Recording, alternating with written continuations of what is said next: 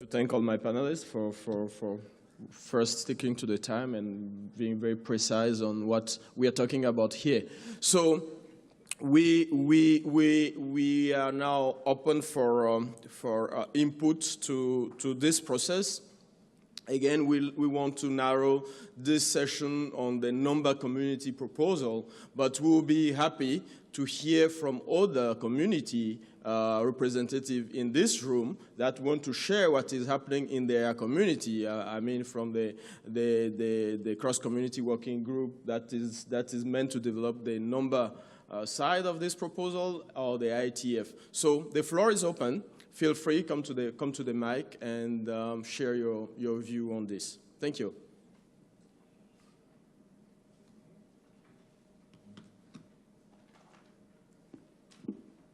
Hello, my name's Douglas Onyango.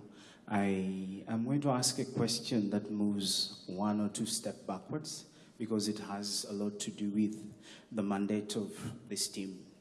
Now, we all know that the RIRs, given their NRO and ASO mandate, they're already making number policies at the global level. My question is, given their involvement at this level, would you think they're the best suited people to actually create or go about doing the oversight in terms of the constituting this team? Because they're already involved at some point in the process of managing numbers at a global level. Thank you. Thank you, Douglas. Yes, Daniel, you want to respond to that? That's a very good question, and I hear a suggestion in the question, actually. There's definitely merit in not inventing something new. Specifically, if we talk about the numbers, the RIR communities, we have a very long tradition of policy making and of oversight, and we have a successful tradition in doing that, and we have mechanisms. And I think it's certainly worth considering very seriously whether we need to invent anything new. Now, if we have, for instance, and what I heard you say, and correct me if I'm wrong, is that we have the ASO Numbers Council that actually is the final place that discusses and coordinates the global policy making. And one could think that this body could also do the oversight of its implementation. My personal impression is that that's good because it doesn't create anything new. It's not complicated. I'm always suspicious of the complications department, and I also think it would have support, at least in the people I talk to in the RIPE community, most of them. The only problem that I see with it is that some people from the outside who are used to a very formal view of oversight would criticize it as invalid because they think the oversight of the implementation of policies and the oversight and the making of policies should be separate. If you think about like the division of powers in most state organizations, you have a legislative and an executive branch. But I think if we do it carefully and if we agree that we should do it that way, we could probably go that way. I don't think it's a bad idea. Thank you, Daniel, for that. If there is no, yeah, Elise? I'd like to turn the question around because I think it's this group in front of us that should be deciding whether that's the right model for you.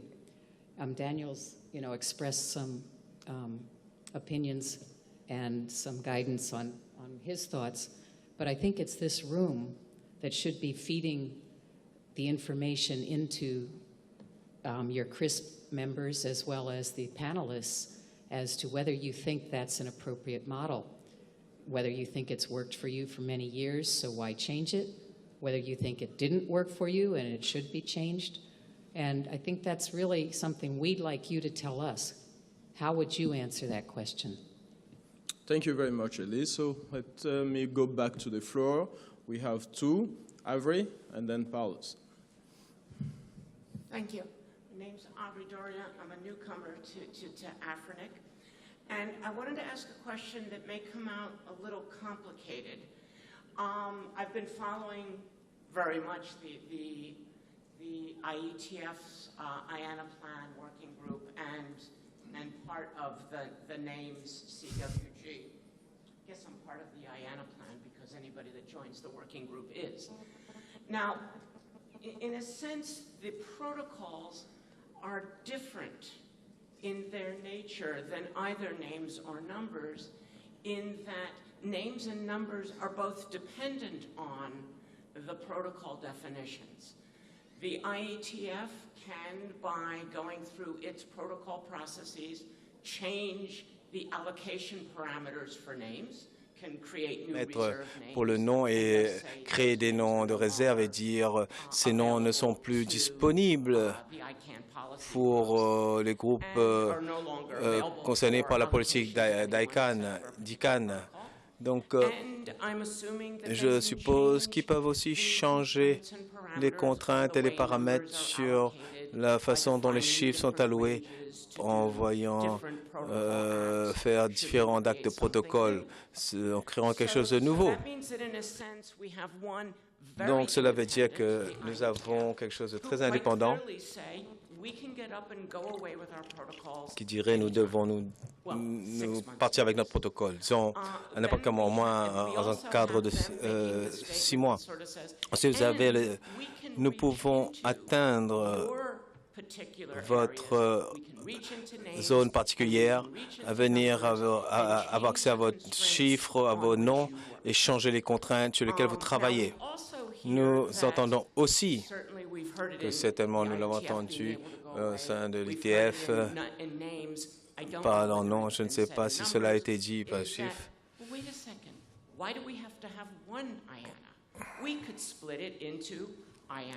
On peut le faire dans le protocole d'IANA.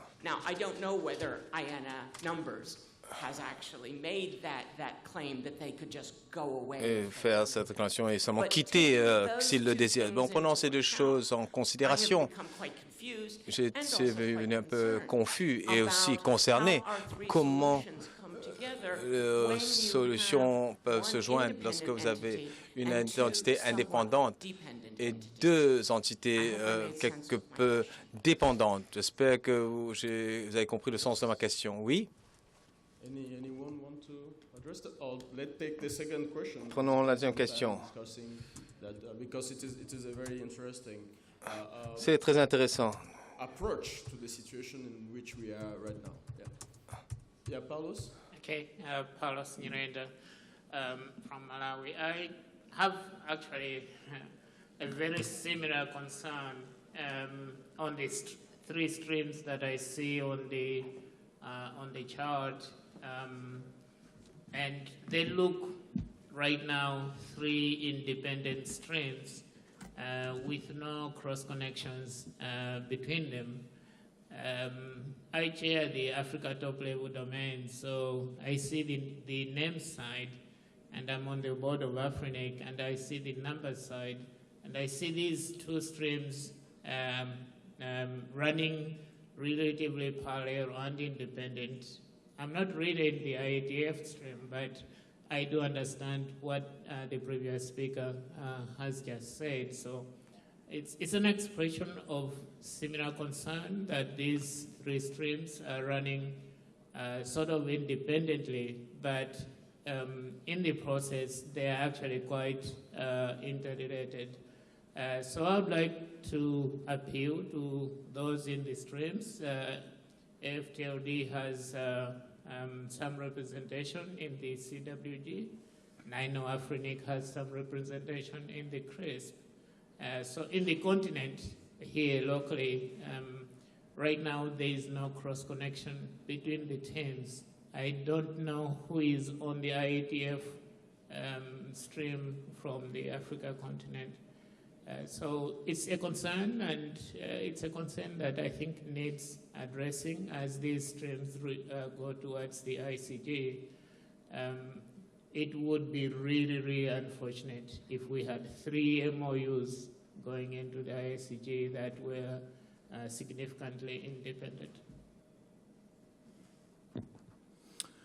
Thank you, Paulo. So can we take a shot on the first question and the second one as a panelist while we are letting the floor to think about all of this and come back to the mic? I have Alan Barrett there, Mohammed, and Daniel. Alan. Okay. Yeah, that is a good question. I'd like to give a little historical background.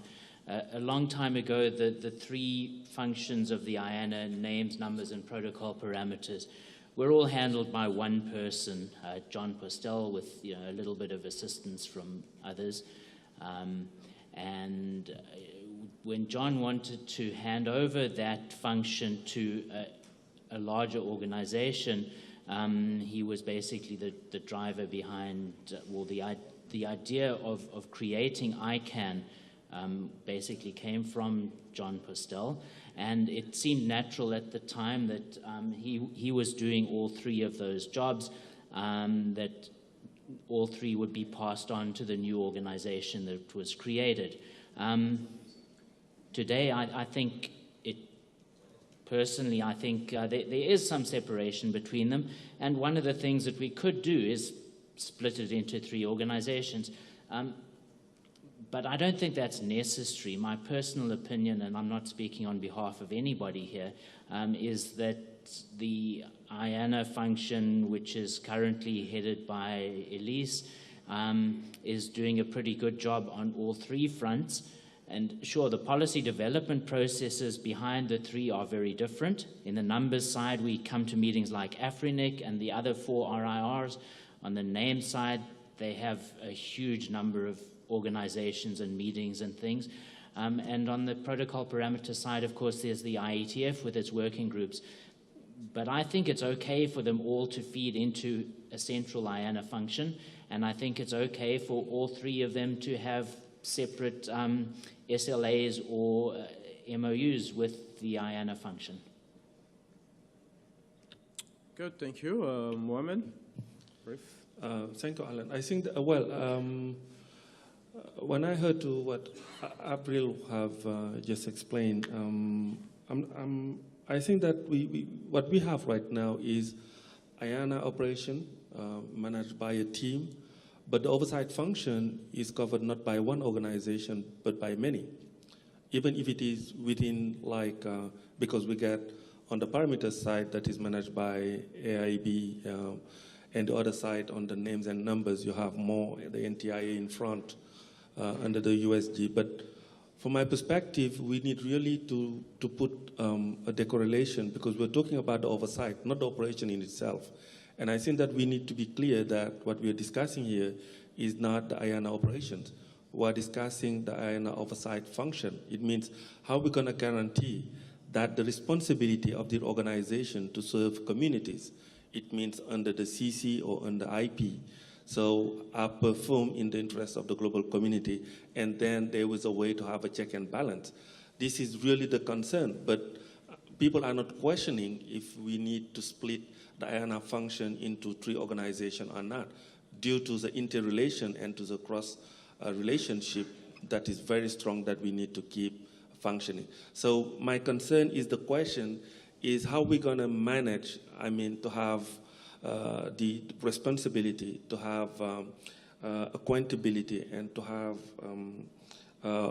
the oversight function under a sort of group that will be able to be, relevant to what the community is expecting to be the handover from the USG. So this is the question, I think, that we really need to answer, not on the IANA operation side. Daniel? Yeah. I think what Alan and Mohammed have said, I won't repeat that. I agree with it. It's the status quo. and the status quo works well. There are a number of organizations that do the oversight, but I'd like to answer Avri's question a little bit more from the philosophical side. If you look at the numbers, and I'm only looking at the numbers right now, you can view the way of governance, policies, and the implementation top-down or bottom-up. If you view it top-down, then the position you described for the IETF is correct. They define the protocol, like let's take IPv4. Yeah?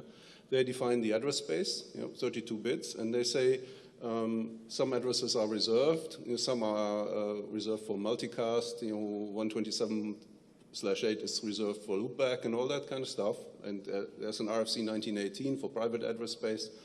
And then they hand this down, and they could at any time sort of interfere with this. And then our community only gets it delegated, and we would have to cope with whatever they do. And that's the top-down view. The same reality can be viewed from the bottom-up. I like that much more. And that is basically what is an IP address or an AS number? It's something that an ISP uses to get packets pushed. And the ISPs are here. They are in the RIR processes. They make the policies how numbers are distributed. And that, to me, is philosophically much more relevant, but also in fact much more relevant because we organize ourselves. And if the IETF were, if supposedly the IETF were to go and say, well, we just got it in our heads to say that number 1, 2, 3, 4 now is reserved, and one of our colleagues, ISPs, is using it, then we would probably resist that, and in the end, the ISPs will win because they maintain the routing table and they do the operational stuff. So it's two ways of looking at it, and and again, this has existed, as Nii has just remarked a couple of minutes ago, this has existed from the beginning. It's not a new situation, and we've always been able to cope with it.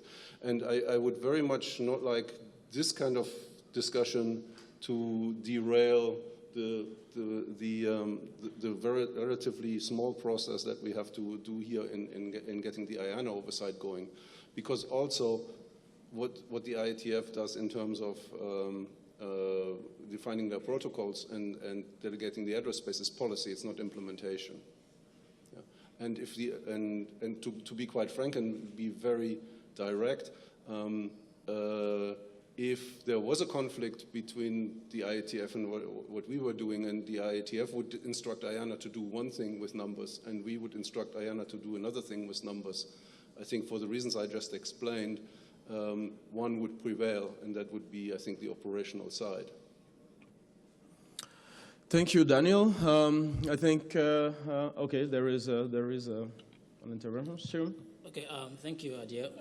I think I just want to also say some things about the fact that I think the IR community kind of have a strong status at the moment in terms of they have a good process, policy development process. They have a good, maybe not excellent MOU right now with ICANN. However, one of the questions that has been asked in the past was if there was no NTIA, if NTIA just goes away right now, will the existing MOU between ICANN and the NRO, will it be sufficient enough? These are some of the things that we need to actually ask ourselves. Will it be sufficient enough to actually serve as a good oversight mechanism? Will it actually be enough to say, okay, this content of this MOU guarantees that the IRR community has the ultimate decision on their resources? So this is one of the questions that perhaps we need to ask ourselves. It doesn't need to be as complicated. A a complicated process is not necessarily always the right solution. I think we have a good process existing. There's a good relationship existing. It doesn't mean that even in future such relationship may not be derailed, but we need to ensure that what we have right now, is it enough to actually maintain what we are experiencing at the moment. I would like to also suggest that perhaps we could look at the questions from the survey. I'm sure there are perhaps people in this room who did not attend that survey. So those views, those specific questions that were in the survey, perhaps we could ask for personal opinions on them, which I think could help the CRIPS team to have some guidance as they develop their proposal. Thank you. Thank you very much. I have okay, yeah, Doc. I just want to point out that ICG also will have some work to do. Let's not try to do it for them. Yes, and the ICG want the work to be well done before it reaches them. So yeah, I have two comments and one question probably. One is about, yes, the question raised by Paulos about the cross operation group exposure of what is going. And I think although there is no formal mechanism for consolidated that before, it is for the community to help that to happen. And I think we have the area who has a regional mechanism for this discussion. And in our region, we have the list of, if people from AFTLD are engaged in the council working group, it would be good for them to share what is happening on the council working group in the IANA oversight mailing list so that people on the mailing list know what is going on so that the CRISP team can take it. It is our responsibility to do that. And that is valid for the ITF or the IANA plan side as well. And vice versa. We have the chance in our region to have people from both sides. So people who are on the oversight could have shared, for instance, the outcome of the survey on the council working group to see this is happening in our region. This is what. So I think we need to take that responsibility and move on that. The second comment, it was a question I wanted to put back to the community about what Avery just said. If I want to translate the question, that means the ITF is where the whole power is. We are just operating based on what ITF said, and ITF defined the protocol. ITF defined how the protocol parameters, numbers, and name will be managed, and then delegate that. And I think that is well documented in some RFC, 7020, 7249, that define for the number side who should manage, how it needs to be managed. And I guess what Avery is saying is that if the ITF, through their open process, decide that this will change, there will be another RFC, and I guess we will go through the